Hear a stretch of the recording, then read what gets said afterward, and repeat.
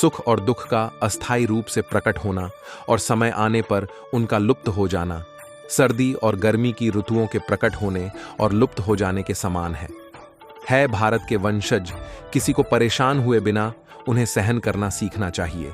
सुख और दुख हर किसी के लिए नियति है। यदि आप आज खुश है तो निश्चित रहे कि संकट आएगा, और यदि आप आज खराब स्थिति में तो निश्चित रहे कि कल सूरज उगेगा। यह संसार द्वंद्व का स्थान है और द्वंद्व आते जाते रहेंगे। हमें अर्जुन की तरह सहन करना और अंततः आगे बढ़ाना सीखना चाहिए।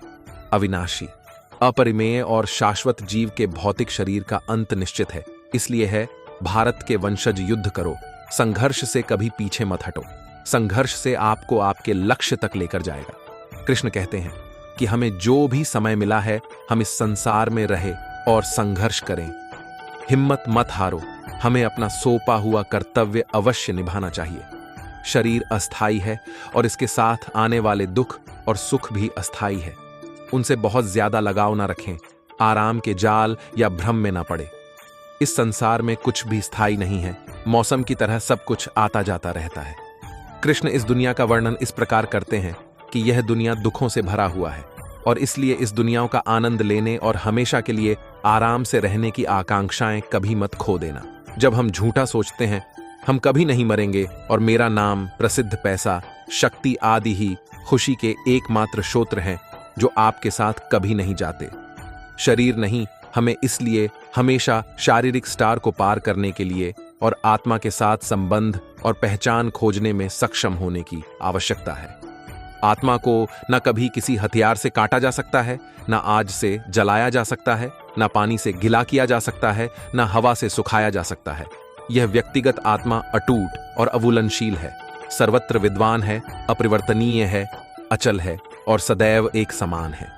हमें शाश्वत कल्याण के लिए हमारी पहचान को जानना इतना महत्वपूर्ण है। महान गुरु मंत्री विदुर ने धृतराष्ट्र को शास्त्रों के उच्च सिद्धांतों में बताया कि परिवार के खातिर किसी बच्चे को छोड़ा जा सकता है, गांव के खातिर एक परिवार को त्यागा जा सकता है, शहर के लिए गांव को छोड़ा जा सकता है, दुनिया के खातिर एक शहर को अस्वीकार किया जा सकता है और आत्मा के लिए संपूर्ण संसार का त्याग किया जा सकता है।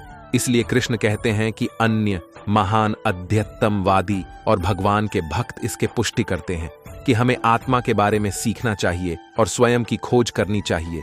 यह बहुत महत्वपूर्ण है क्योंकि आध्यात्मिक प्राणी के रूप में स्वयं का ज्ञान वह आधार तैयार करता है जिस पर हम आध्यात्मिक रूप से विकास करना जारी रख सकते हैं। आप जानते हैं कि आत्महत्या कोई भी विकल्प नहीं है। यह शरीर तुम्हारा नहीं है, यह आपको एक कारण से दिया गया है और शरीर के साथ आने वाली हर चीज को सहजता से लिया जाना चाहिए, उसके अनुसार व्यवहार किया जाना चाहिए। जब कृष्ण हमसे दुख और सुख सहन करने के लिए कहते हैं तो चाहते हैं कि हम भौतिक वास्तविकता से परे और आत्मा में स्थित हों। यदि हम मरे नहीं हैं तो हम केवल मजबूत ही हो रहे हैं। श्री कृष्ण भगवान ने भागवत गीता में 4 ऐसी बातों का वर्णन किया है जो आपके जीवन में उतरना बहुत जरूरी है। हर मनुष्य को हमेशा अहंकार और क्रोध से दूर रहना चाहिए क्योंकि अहंकार और क्रोध किसी भी मनुष्य के दिमाग को उसी तरह खा लेता है जिस प्रकार लकड़ी में लगा हुआ दीपक अहंकार और क्रोध से वशीभूत व्यक्ति समाज में जहां भी जाता है वहां उसे दूसरों से परेशानी होती है क्योंकि वह हर व्यक्ति में अपने प्रतिद्वंद्वी की भावना को देखा है जिससे उसकी बुद्धि और विवेक की भावना खत्म होती चली जाती है। भगवत गीता में कहा गया है कि हर व्यक्ति को आत्म मंथन करना चाहिए क्योंकि आत्म मंथन अहंकार को खत्म कर देती है। श्री कृष्ण कहते हैं अहंकार व्यक्ति को अज्ञानता की तरफ ले जाती है, इसलिए जीवन में सफलता चाहने वाले व्यक्ति को हमेशा अहंकार और घमंड से दूर रहना चाहिए। श्री कृष्ण कहते हैं मनुष्य के निर्माण उसके विचारों से ही होता है और मनुष्य जैसा सोचता है वैसा ही बन जाता है। इसलिए हर मनुष्य को हमेशा सकारात्मक और अच्छे सोचों के साथ अपना जीवन बिताना चाहिए। अगर आपके मन में अच्छे विचार होंगे तो आपका जीवन भी अच्छा होगा, लेकिन अगर आपके मन में बुरे विचार होंगे तो आपके जीवन में बुराई की स्थिति बन सकती है। श्री कृष्ण कहते हैं यदि हम अपने को बलवान बनना चाहते हैं तो हमें अपने मन में जरूर सोचना चाहिए कि हम बलवान हैं, क्योंकि बलवान होने की सोच ही हमें बलवान बना सकती है। अगली बात श्री कृष्ण कहते हैं कि आलस्य, डर और कायरता मनुष्य के वह दुश्मन है जो उसे सफल होने से रोकते हैं। अगर आपको सफल होना है तो आपको अपना आलस्य त्यागना होगा। अगर आप आगे बढ़ना चाहते हैं तो आपको अपना डर छोड़ना होगा। एक आलसी और डरपोक व्यक्ति ना अपने लक्ष्य को पा सकता है, ना ही अपने सपनों को पूरा कर सकता है, ना ही वह किसी युद्ध में विजय प्राप्त कर सकता है। इसलिए अगर आप अपने लक्ष्य को पाना चाहते हैं, अपने सपनों को पूरा करना चाहते हैं और अपनी जिंदगी से आलस्य से और डर को निकाल दीजिए, क्योंकि डर आपको वह सभी काम करने से रोकता है जो आप करना चाहते हैं और आलस्य से आपको काम करने ही नहीं देना चाहता जो आप कर सकते हैं। आखिर में कृष्ण कहते हैं कि आलस्य, डर और कायरता मनुष्य के वह दुश्मन है जो उसे सफल होने से रोकते हैं। दोस्तों, अगर आपने इन बातों को समझ लिया तो आपकी सफलता निश्चित है। एक समय की बात है, महाभारत के युद्ध के बाद युधिष्ठिर ने राजा के रूप में शासन करना शुरू किया। युधिष्ठिर अपने दान, वीरता और उदारता के प्रसिद्ध था। जो कोई भी दान पाने की इच्छा से युधिष्ठिर के पास जाता, वह कभी खाली हाथ नहीं लौटता। एक बार देर रात को एक भिखारी महल के दरवाजे पर आए और दान मांगने लगा। उस समय राजा युधिष्ठिर सो रहे थे।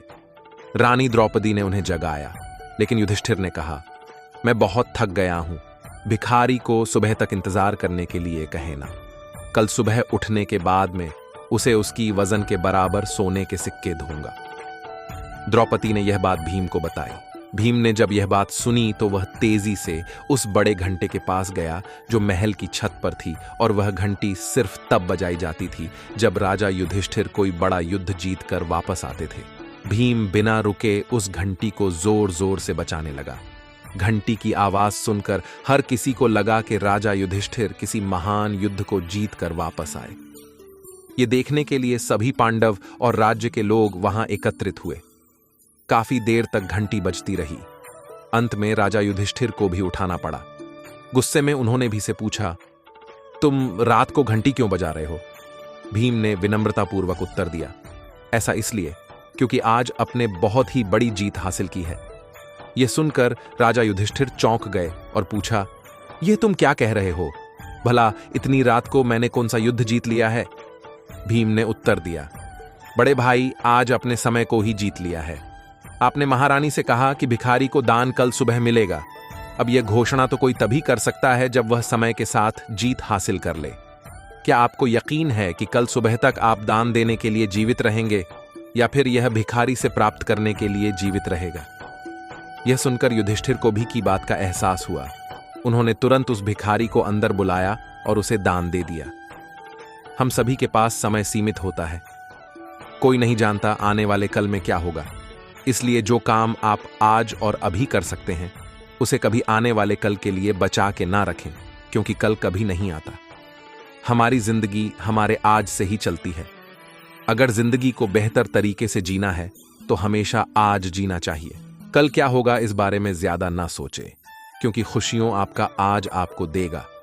हो सकता है वह खुशियां कल आ ही ना पाए, इसीलिए कल की टेंशन ना लेकर अपनी लाइफ को एंजॉय करें, क्योंकि यह समय अगर चला गया तो फिर कभी वापस लौट कर नहीं आएगा।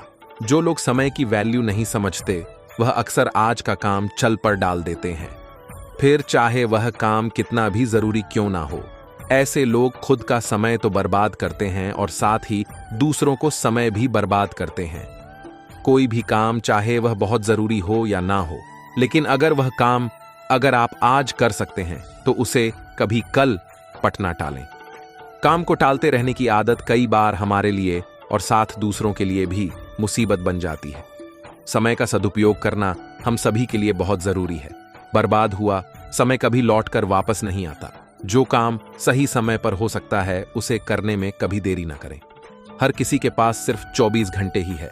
बस यह हम पर डिपेंड करता है कि हम इन 24 घंटे को किस तरह से बिताना है, और जितना हो सके अपने समय का ध्यान रखें, और जितना हो सके समय रहते सारे कामों को पूरा करें, ताकि आपके पास जिंदगी को जीने का भी वक्त रहे। दोस्तों, इस वीडियो में इतना ही। मिलते हैं अगले वीडियो में। अपना ख्याल रखिएगा। धन्यवाद। जय श्री कृष्ण।